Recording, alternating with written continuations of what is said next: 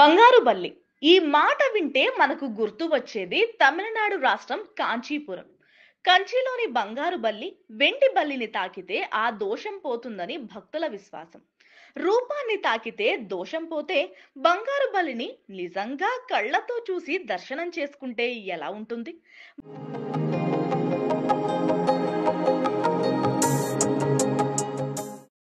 తిరుమల శేషాచలం కొండలు అనేక జంతు జీవరాశులకు నెలవు.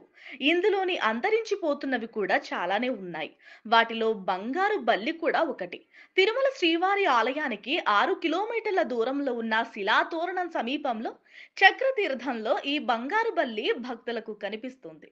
దీనిపై తిరుమల శ్రీ వెంకటేశ్వర విశ్వవిద్యాలయంలోని zoology professor doctor M Rajasekhar పరిశోధన చేశారు.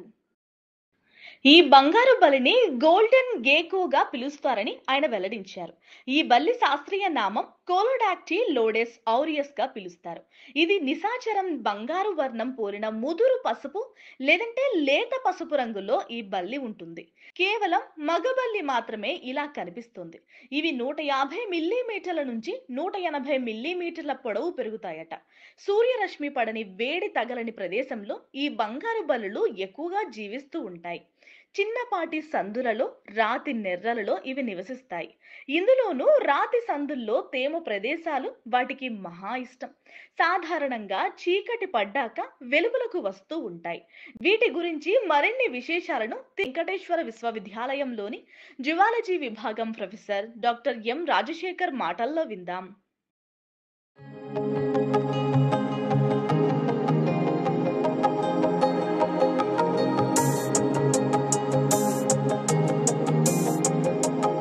బంగారు బల్లులు అనేటువంటివి శాస్త్రీయ నామం కెలోడాక్టైలోడస్ ఆరియస్ అని చెప్తామండి. ఇవి మనకు శేషాచలం కొండలు అంటే మన ఎస్వి నేషనల్ పార్క్ ఏరియా అని అంటాం కంప్లీట్ గా. ఇది ఇంచుమించు 400 స్క్వేర్ కిలోమీటర్ల ఆవరించి ఉన్నటువంటి శాంక్చురీ. ఇది నేషనల్ పార్క్ అంటూ ఉంటాము. ఇందులో ఈ బంగారు బల్లులు చాలా ఎక్కువగా కనబడుతూ ఉన్నాయండి. అంటే మనం ఈ శేషాచలం హిల్స్ తీసుకున్నామంటే వాటర్ ఫాల్స్ తో కూడినటువంటి శేషాచలం హిల్స్. ఇవి రకరకాల వాటర్ ఫాల్స్ ఉన్నాయి. ఫర్ ఎగ్జాంపుల్ మనకు తెలిసి కుమారధార, పసుపుధార ఇలాంటివి చెప్తూ పోతూ ఉంటాం. తలకోన, నెలకోన, గుంజన వాటర్ ఫాల్స్ అని చెప్పి మన యొక్క శేషాచలం హిల్స్ లో ఉన్నాయి. ఇలాంటి వాటర్ ఫాల్స్ ఏరియాస్ లో ఇవి ఎక్కువగా కనబడుతూ ఉంటాయి. ఇక్కడే కాకుండా ఆల్ ఓవర్ ఇండియాలో మనం తీసుకున్నట్లయితే పెనిన్సులార్ ఇండియా అంటాం. వెస్టర్న్ ఘాట్స్ లో కంప్లీట్ గా చాలా ఎక్కువ ఉన్నాయి వీటి పాపులేషన్. వెస్టర్న్ ఘాట్స్ కర్ణాటకలో ఉన్నాయి, తమిళనాడులో నేను సర్వే చేసిన వాటిలోకి కర్ణాటక, తమిళనాడు చాలా ప్లేసెస్ లో ఇవి కనబడుతూ ఉన్నాయి. ఇవి దాన్ని ఏమంటారు, అరుదుగా వేరే ప్లేసెస్ అంటే రాక్ బోల్డర్స్ కాకుండా ఫారెస్ట్ ఏరియాస్ లో లేకుండా కొన్ని ప్లేసెస్ లో అరుదుగా కూడా కనబడుతూ ఉంటాయండి.